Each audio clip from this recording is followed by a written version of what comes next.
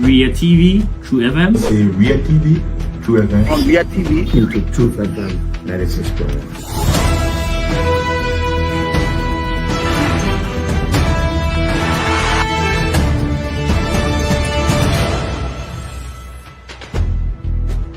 What's the meaning of the black barrier? The black barrier is to tell Joseph Bakala, if you don't organize yourself in a grateful manner, we'll give you a better life. You might say what you want to say, but for us, we are here to make sure we build our country, that we are respected. We have donors that are coming because of the confidence.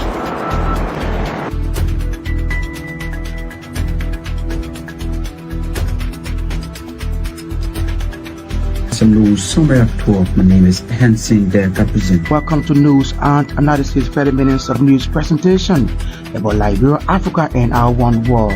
Presenting this newscast is proudly sponsored by Orange Liberia and Ecobank Liberia Limited.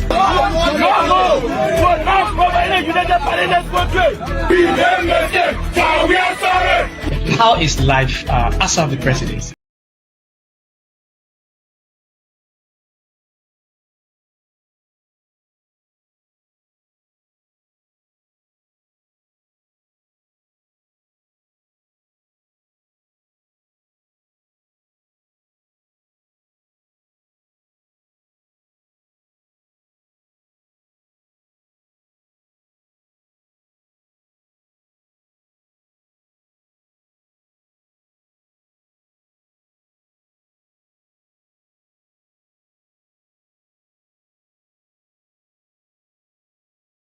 Security in Liberia. Presidential Press Secretary denies allegation of diverting monies intended for journalists assigned to the executive mansion to her use or personal use and away from Liberia. Uganda begins Ebola vaccine trial after new outbreak. To the BBC, this plus many more sports as well as the news bulletin are packaged on today's edition of the program News Desk. Orange Liberia and Ecobank Liberia Limited are our sponsors here on the program. Ria TV, True FM. In Ria TV, True FM. On Ria TV, into True FM 96.1.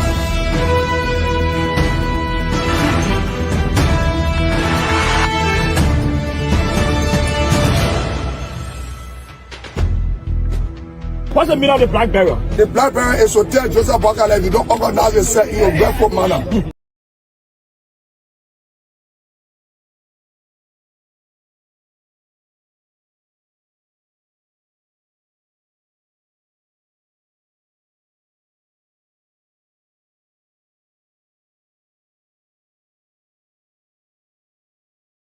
their letters of credence to President Joseph Biden from Cuba, India, Brazil, Japan, and Equatorial Guinea as government continues to strengthen its international ties.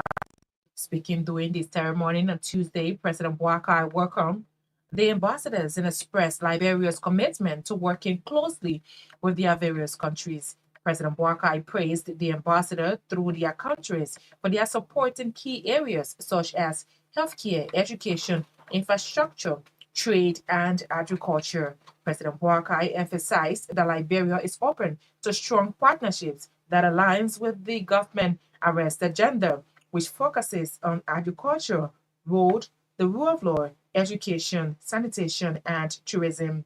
The presentation of the letters of credence marks a step forward in Liberia's effort to attract investment, expand trade, and promote sustainable development through international cooperation. Presidential Press Secretary Kula Fofana has denied allegations of diverting monies intended for journalists assigned to the executive mansion to her own use. Recently, there have been reports circulating on social media accusing Presidential Press Secretary Kula Fofana of receiving $18,000 for the journalists, but only presented $600 to journalists. Making clarification on Tuesday during a radio interview in Monrovia, Kula Fofana disclosed that at no point did she receive such amount. According to her, she even borrowed the $600 United States dollars in question to give to members of the executive mansion press pool. Mrs. Fofana further stated that the resources allocated to her office to cover the communication aspects of the president's annual message was far below the belt. The Minister of National Defense says the armed forces of Liberia remains committed to ensuring that citizens have a voice in shaping the future of the security landscape. Retired Major General Geraldine George said the AFL will continue to engage with communities through outreach programs, civics education, and social development initiatives. Minister George made the statement when she spoke at a one-day symposium marking the 68th Armed Forces Day organized by the Ministry of National Defense in Congotown. For his part, the Chief of Staff of the Armed Forces of Liberia, Major General Davison Colette, noted that security remains a collective responsibility of the entire society, regardless and irrespective of the citizens' background. According to the Army Chief of Staff, it is through effective collaborations, sharing of intelligence, and harmonized resources that the Liberian people can build a safer and resilient country. The symposium held under the theme Effective Stakeholder Engagement through Interagency Collaboration for the Enhancement of Sustainable Democracy brought panelists from across sections of the Liberian society. Meanwhile, the acting chairman of the Governance Commission has emphasized the need for the revision of certain aspects of the Liberia legal regime of the Constitution. Professor Aleric Tokpa pointed out that that democracy must not be dependent on the goodwill of political leaders, because the continuation of democratic practices should be required by the Liberian Constitution and legal regime. Delivering the keynote speech at the 68th Armed Forces Symposium in Monrovia on Tuesday, Professor Topar noted that there should be an engagement with all stakeholders in order to build a sustainable democracy in the country. Remarks ECOWAS Ambassador to Liberia, Josephine Kuhlman, said the sustaining of democracy requires societal approach. She thanked members of the AFL for reaching to the Liberian society and for not operating in secret as some other security institutions in West Africa do. Criminal Court Judge resident Judge Blamo Dixon is expected to read the mandate of the Supreme Court seeking for his recusal from the case involving former Finance Minister Samuel Tuwe and 4 others. Associate Justice Yami Wese, according to RCL judicial correspondent, has since asked Judge Dixon to recuse himself from the case based on a petition filed by prosecuting lawyers on grounds that he was conflicted. Ahead of Judge Dixon's exit from the case, report says Chief Justice Sianen Yol is considering another judge at the Criminal Court C, particularly for the ex-finance minister and 4 other cases. Our judicial sources told our correspondent on Tuesday that the High Court could likely assign Criminal Court A resident Judge Reservoir Willie or the 5th Judicial Circuit Court resident Judge Usman Fekar to take siege of defendant Tuwe in other criminal case at the Criminal Court C. The 5 ex-officials have since been indicted by the government of Liberia for allegedly stealing over $6 million United States dollars while serving in the George Weah administration. The House of Representatives has agreed to summon the chairman of the National Investment Commission, Jeff Blebo, the Minister of Mines and Energy, Wilmer Pay, and the Minister of Justice for a status update on the Putu Iron Ore Mining Company investment. Representative Jeremiah Stokan of Grangeda County highlighted that the Putu Iron Ore Mining Company signed a mineral development agreement with Liberia in 2010, but ceased operation in 2016, significantly impacting the local economy through job creation and infrastructure development. Representative Stokan urged immediate attention to the situation, referencing former Minister Patrick Sendolo's statements about Putu effective exit from Liberia. He expects updates on the current status of the Putu iron ore and potential new investors. Chief Justice Sianen Yol and 3 others are expected to appear before the presiding justice in chamber at the Supreme Court on Wednesday for a legal conference. Wednesday's conference, according to RCR judicial correspondent, was triggered by a petition for writ of prohibition filed by 8 dismissed magistrates, including John Grease and James Dulu. The magistrate's lawyer, Councillor Elisha Fokeon, accused Chief Justice Yol of excluding their names from the list of magistrates who were reappointed by President Joseph Boakai.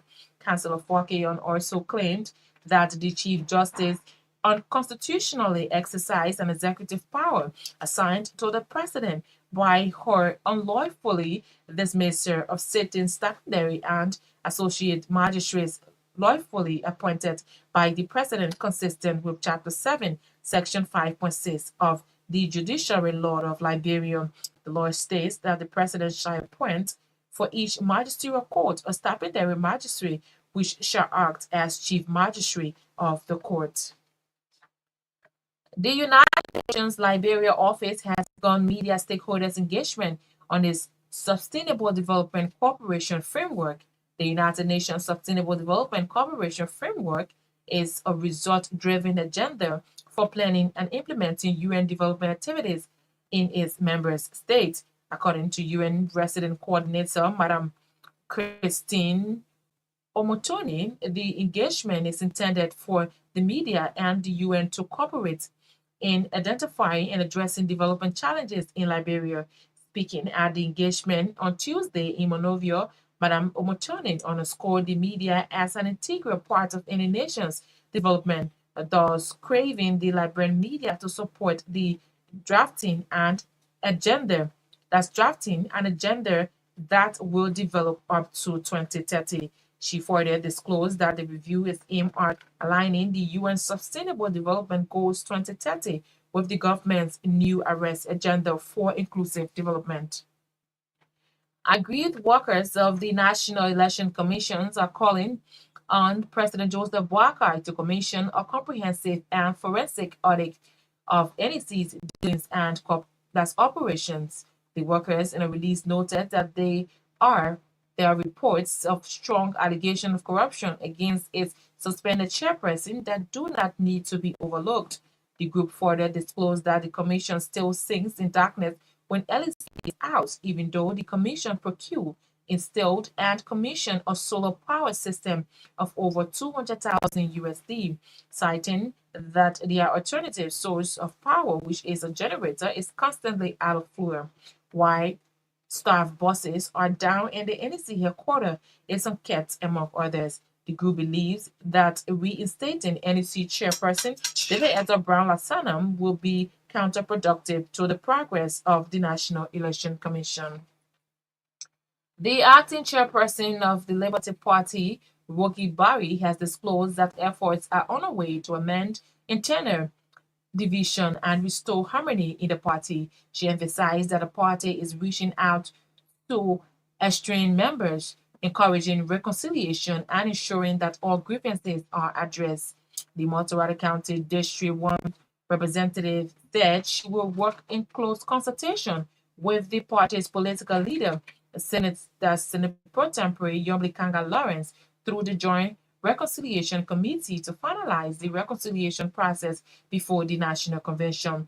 Representative Barry said the National Secretariat and the Joint Reconciliation Committee will continue updating partisans and the general public on progress made in reconciling members of the Liberty Party.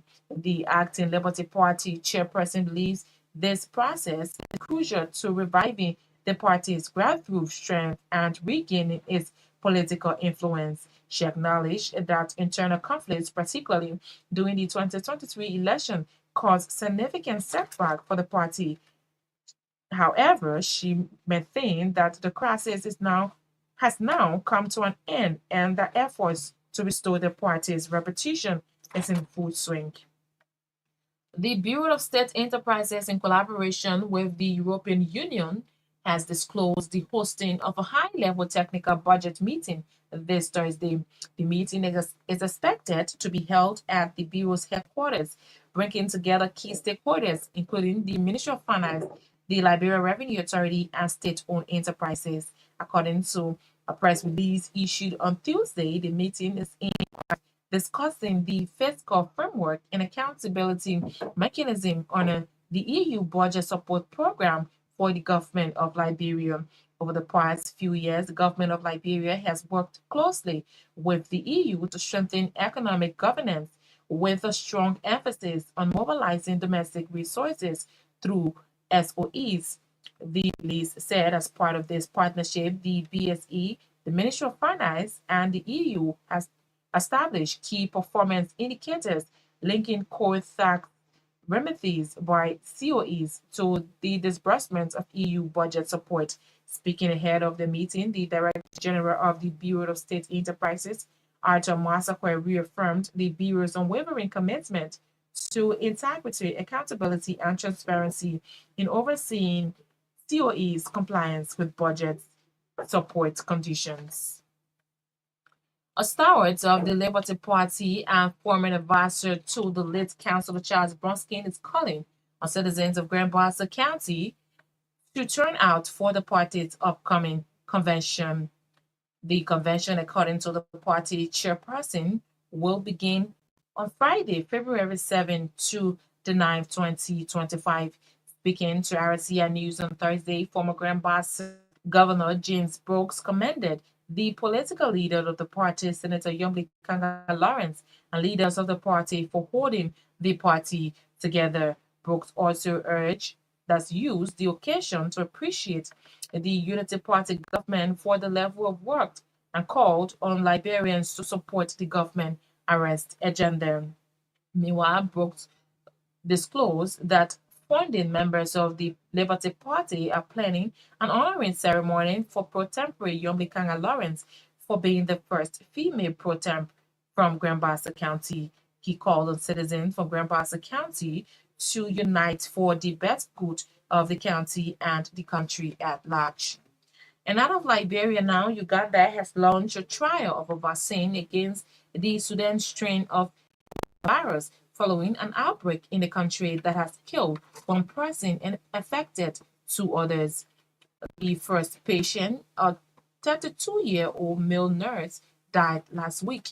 On Monday, the initial participant in the trial was currently in isolation, received a dose of the vaccine which was developed by the International AIDS Vaccine Initiative, a global non-profit organization. There is currently no approved vaccine for the Sudan strain of Ebola.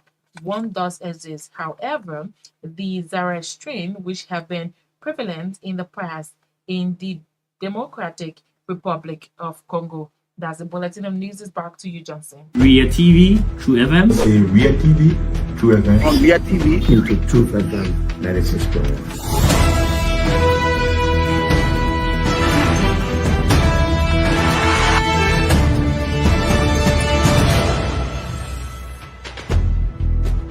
What's the meaning of the black barrier? The black barrier is to tell Joseph Bakala, if you don't organize yourself in a grateful manner, we'll keep your better Liberia. You might say what you want to say, but for us, we are here to make sure we build our country, that we are respected.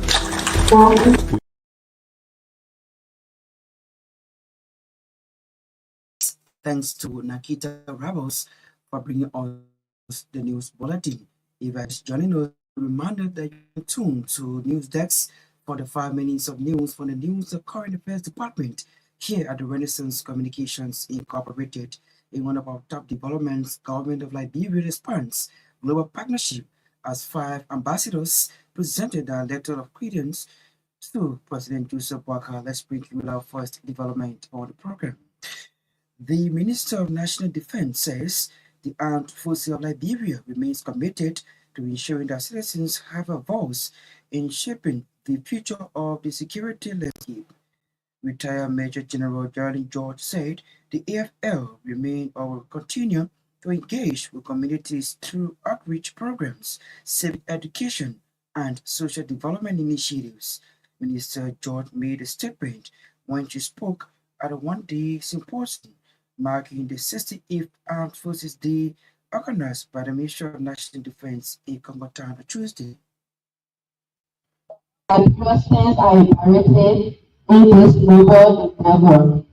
Steadfast in this duty to defend our nation and support the mechanism that keep our democracy reform and improving. Inter-agency collaboration is not an option. It is indeed a necessity. It is a bridge that links security and governance, ensuring that all sectors work in concert to protect our sovereignty and uphold the operation of our people. Our EFL's partnership with law enforcement, the judiciary, the legislature, and the civil society is critical in addressing emerging security challenges, enhancing policy implementation, and fortifying our national defense architecture. This partnership makes us stronger, more resilient, and better prepared to respond both to international, internal, and external threats. Beyond traditional security responsibilities, the role of the military in democracy extends to nation building, peacekeeping, disaster response, and humanitarian assistance. The armed forces continuously demonstrated its dedication to ensuring national stability, particularly during elections, civil unrest, and crisis situations. When security agencies work together seamlessly, we do not only prevent conflict, but also foster trust, strengthen national cohesion, and create an environment conducive to sustainable development. To achieve effective collaboration, we must invest in joint training, example, exercise Washington, capacity building programs, technology and advancement that enhance interoperability, joint exercises, information and intelligence sharing, and the adoption of emerging security technologies, such as cybersecurity framework and real-time data analysis that will significantly improve our responsiveness to threats. Retired Major General Jolene George there, she's the Minister of National Defense, there speaking. Meanwhile, the RT chairperson of the Governance Commission has emphasized the need for the revision of certain aspects of the legal regime in the Liberian Constitution. Professor Elare Topa noted or pointed out that a sustainable democracy must not be dependent on the goodwill of political leaders because of the Constitution or democratic practices should be required by the Liberian Constitution and legal regime. Delivering a keynote speech at the 68th Armed Forces Day Symposium in Monrovia on Tuesday, Professor Topa noted that there should be an engagement with all stakeholders in order to build a sustainable democracy in Liberia.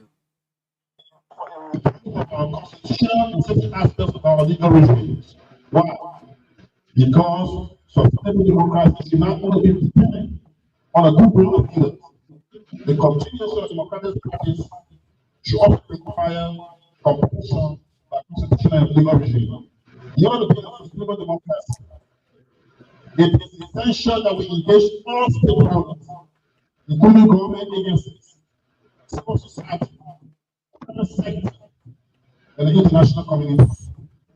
Interagency collaboration is key to address the complex challenges we face and ensure that our efforts are coordinated and effective. I work together to create a more inclusive and resilient democracy that serves the needs of all Liberians. The armed forces of Liberia plays a crucial role in maintaining peace and security within the country. Today, however, the role of the ADF should now extend beyond traditional military functions. The ADF can also become instrumental in promoting democracy, democratic governance, and fostering cultural responsibility. By engaging interagency collaboration, the AFL can contribute to the enhancement of sustainable democracy in Liberia through the power. maintaining law, order, peace and security, by neutralizing potential threats, assisting with disaster, further resilient initiatives, crucial democratic governance, true dedication to upholding the Constitution and protecting the rights and freedoms of all citizens, fostering civic responsibility, civil military relations initiatives, such as working closely with federal government agencies, responsible organizations, community youth, and other stakeholders. The area can help to address the complex challenges of Liberian more effectively. This collaborative approach will require the sharing of resources, experiences, expertise, and information leading to more comprehensive and coordinated efforts. Professor Alari Topa is the acting chairperson of the Governance Commission. The delivering the keynote speech at the 68th Armed Forces Day Symposium organized in Monrovia. Also visiting the occasion was ECOWAS Ambassador to Liberia, Josephine Krumman, who made the remarks. Approach. And of course, our armed forces are part of our society. We must commend the armed forces of Liberia for reaching out to the citizenry over the period of time that I've had. It remains open. It's not shrouded in secrecy, and we must all work together to see the armed forces as part and parcel of us. Armed forces officers are first and foremost citizens of Liberia. And it is every citizen's responsibility to participate in the sustenance of our democracy. This open up response invites, diverse panelists to speak on this shows that the armed forces have stretched out its hand in being a part of and participating in that democratic journey. I would also entreat that all other institutions that work towards sustaining democracy,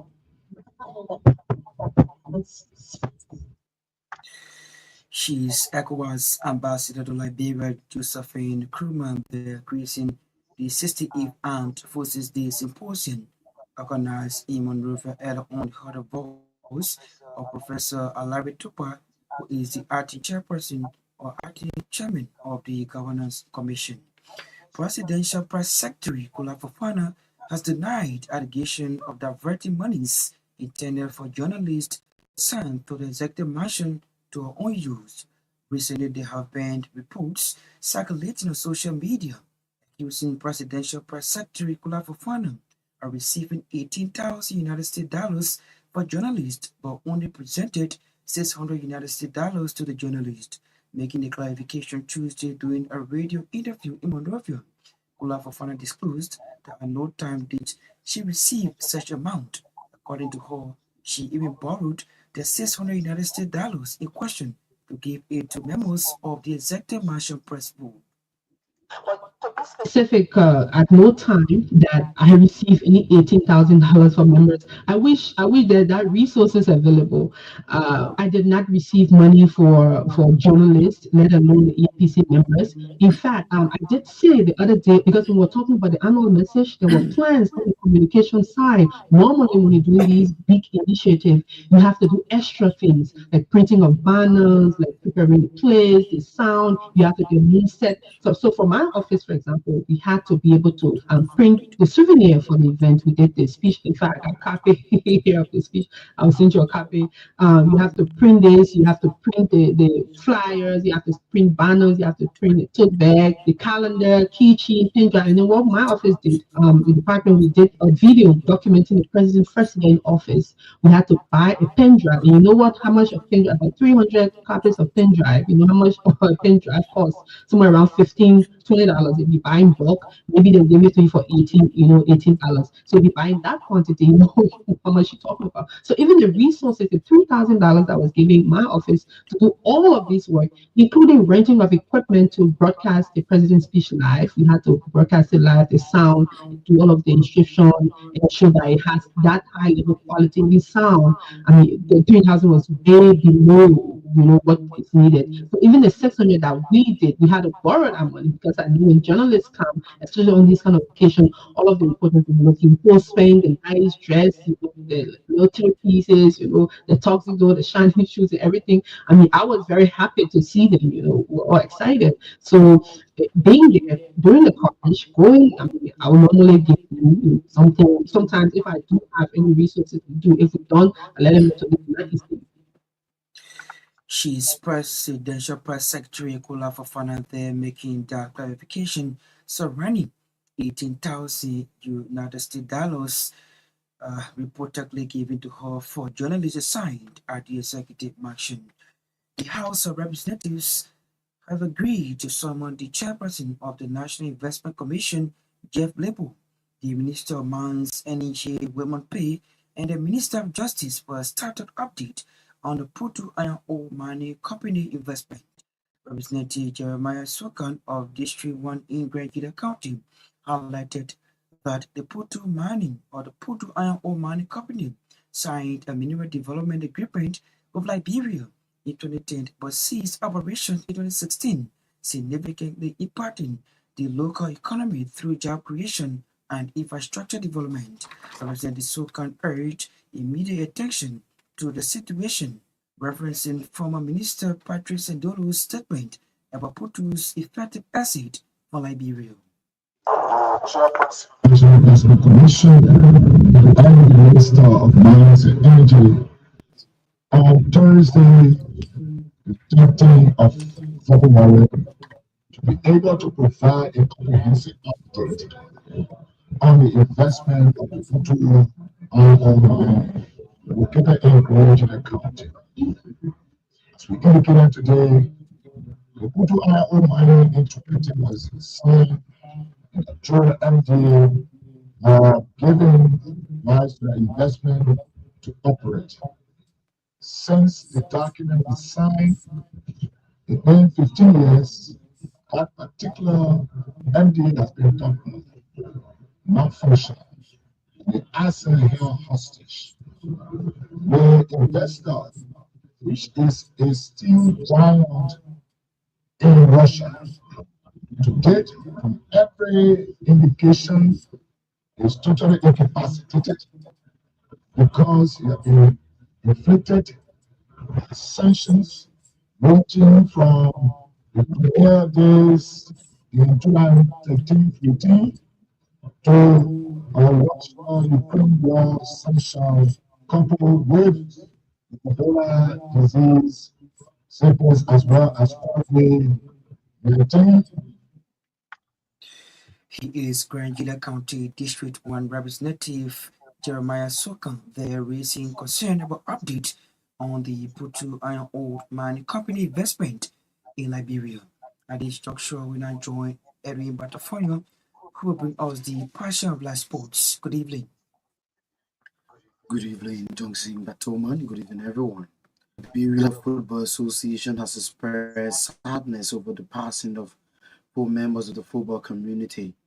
The Liberia Football Association named players such as the late Blessing Wille, who was a Freeport FC defender who died on Tuesday, February 4, 2025, after a brief illness. Frederick Bouaka, a Liberian player from the lower division league, tragically lost his life in Tunisia while seeking greener pasture. And Satamba football Love, who also tragically lost his life during the grand final of the National County Sports Meet on Sunday at the SP involving Lopa County and Gbarntolmah County. The LFA also expressed sadness over the passing of Harrington Weir, former chairman of the National Soccer Association, who passed away on January 24, 2025. The LFA expressed condolences to their families, friends, and colleagues, and all those who had the privilege of knowing them, while they disclosed standing in solidarity with their loved ones during this difficult times. Invincible 11 RE defeated LPRC Orders 2-1 to collect all 3 points from the Oil Balls First Division League resumption on Tuesday at the SKD. Van signed former Watanga forward and Kenneth Nat secured Invincible 11 crucial 3 points against Mutafafana LPRC Orders. League leader FC Fasel came from a goal down to defeat Bill Mountain in a 5-goal shootout 3-2 at the Tusa Field in Ghana's-Ville. In the second division category, NPA Angus defeated District 17 2-0 at the Nesebido Sports Stadium in Kakata, Magibi County. The match of the Port Boys of Montserrado County Angus marks their goalkeeper who debut match since his move from the top league club LPRC Warriors to second league club NPA Angus. Side of NPA completed their signing of former Life FC captain and defender Papa Kamara on permanent contract according to Liberian Sports International. The team made a move in order to strengthen their defense. He's expected to be featured in the number 17 jersey in the next games of the club.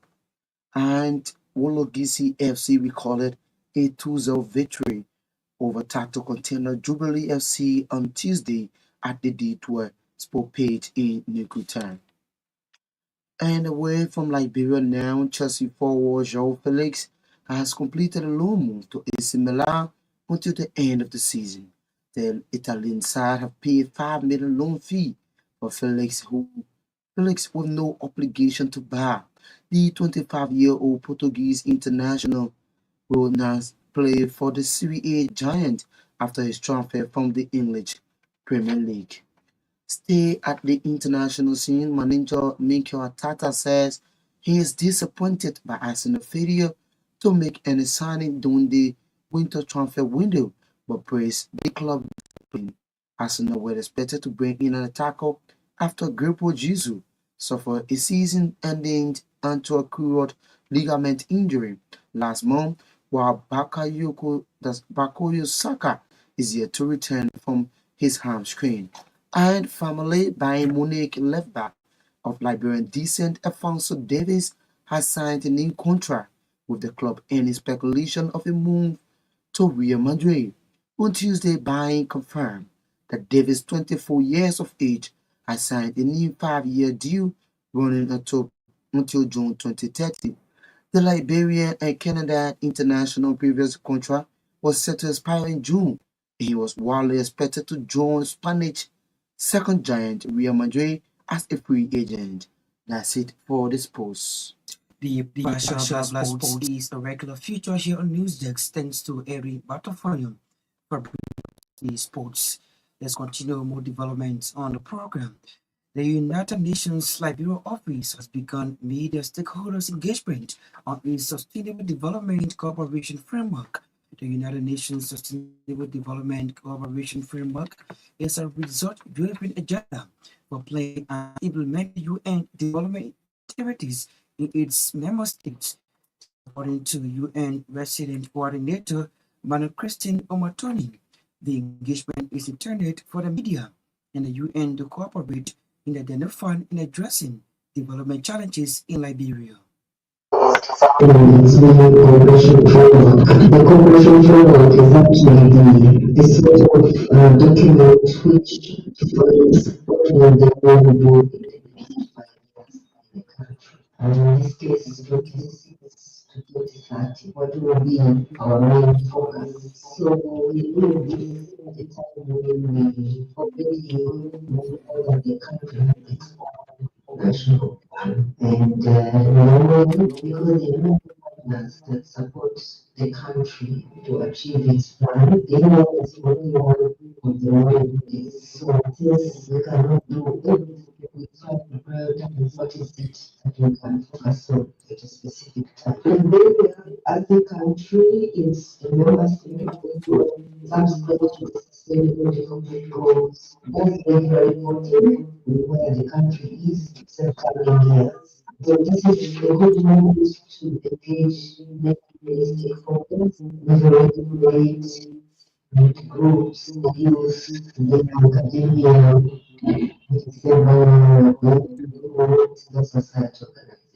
But first, we also had the president of the government, partners, and so on, just to get an idea of how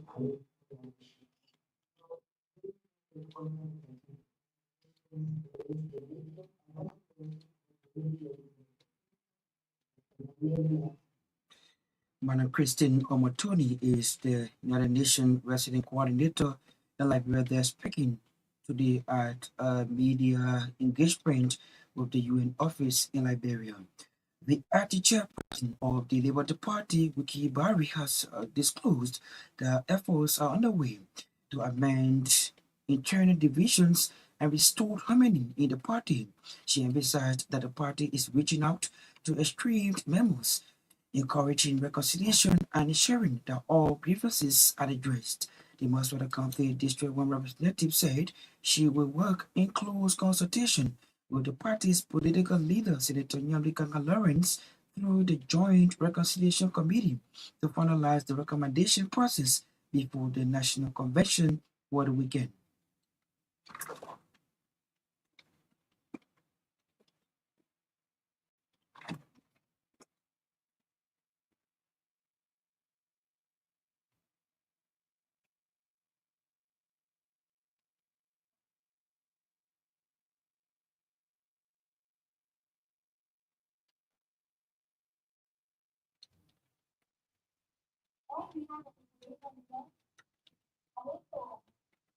All of you, our families, supporters, well-wishers, and the general public, as the Liberal Party under our leadership will mend their broken pieces, reach out to all aggrieved parties, and rekindle the spirit of oneness. We will say sorrow to one another, and we will be one party again. Because in Liberty Party we say, together we can do better. I will continue to work in consultation with the political leaders and through the Joint Reconciliation Committee to conclude the reconciliation process as we take the party to the Special National Convention. She is Maswara County District 1 representative and the acting chairperson of the Labour Party, Wiki Barry, speaking. In a related development, a stalwart of the Labour Party and former advisor to the late Councillor Charles Broskin is calling on citizens of Grand Bassa and all current and breakaway members of the Labour Party to turn out for the party's upcoming convention. The convention, according to the party chairperson, will begin Friday, February 7 to the 9th, 2025. Speaking to RCI News on Tuesday, former Bassa Governor James Brooks commended the political leader of the party, Senator Nyamlikanga Lawrence, and leaders of the party for holding together. Brooks also used the occasion to appreciate the Unity Party government for the level of work and called on Liberians to support the government's arrest agenda. Former advisor to the late Councillor Charles Walker Bronston and former member of the Liberty Party. I want to congratulate the political leader in person of Honorable the Senator of Grand Bassa and 14 of the Liberian Senate, upholding the party, approaching all former members, all the that broke away from the party, to come back to the party with the stewardship of the political leader and all executive of the party to make the party it used to be in the days of the late Councillor Bronsky. All the Bassa citizens, because everybody said that Bassa party. So all the Bassa citizens this week, they should come up and to see the new opening of the party. I'm establishing. So everything I established, I see a way I must comply with the particularly the Liberty Party that we went all through the preachers and still living and those who kept it all the former chair and those who run the party today, we must congratulate them. And we will be in full swing on the day and time I mentioned hereby to board that I call it from all Bassa citizens, you know, many former Bassa governor of Massachusetts County. James Brooks is a former advisor to the late Charles Walker Bronskin and the star of the Labour Party. Meanwhile, James Brooks disclosed that founding members of the Labour Party are planning an honorary ceremony for Sproten Nyamlikanga Lawrence for being the first female protein from Gbarntolmah County. A history of Liberia. We must also honor her. You see, every time Gbarntolmah County protest by men and this time of period, so we will be happy. We must stop this thing that will divide us. See, our eyes will not be everywhere. We will be there to be her eyes. So after the protest, we are following members will get together to honor the protest and the first female protest in Gbarntolmah County. We honor her because we believe that those are female protein before, so we want to be happy with her for her job. This is the reason after this program, we put another program together. We'll be inviting the stakeholders for all areas along so we can get what our flower actually like.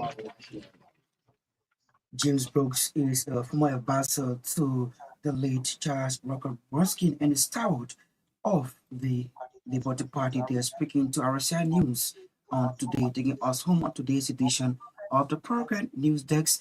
But as we take leave of you, a recap of our major developments. Government of Liberia expands global partnership as 5 ambassadors presented their letter of credence to President Joseph Walker on today. Minister of National Defense discloses that the Armed Forces of Liberia remains committed to ensuring that citizens have a voice in shaping the future of the security landscape, and Presidential Press Secretary denies allegation of diverting monies intended for journalists assigned to executive marshal to own use, and Liberia now brief.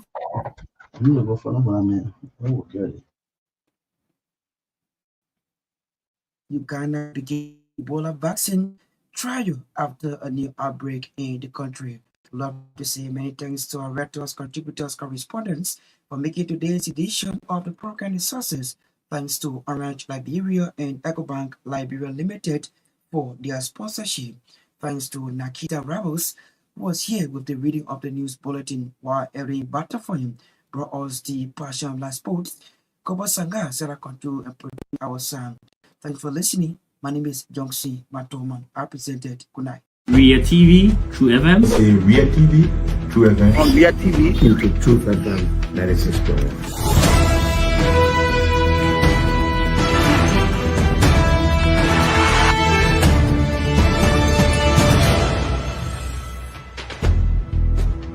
what's the meaning of the black barrier? The black barrier is to tell Joseph Walker if you don't organize yourself in a grateful manner, we'll keep your better Liberia. You might say what you want to say, but for us, we are here to make sure we build our country, that we are respected. We have donors that are coming because of the confidence.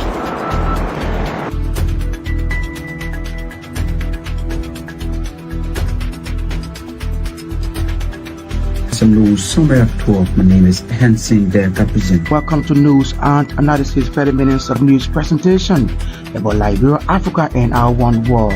Presenting this newscast is proudly sponsored by Orange Liberia and EcoBank Liberia Limited.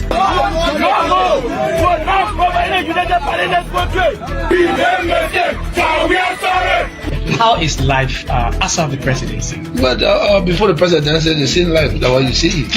I live a different life. You know, when I was not president, this life, that's what I live, you know, with my family and I have a lot of interest in the health sector, the educational sector, and the agriculture sector. Roads, connecting roads in this country. We are calling international community to come to intervene for us because, like I just stated previously, we don't know who to trust.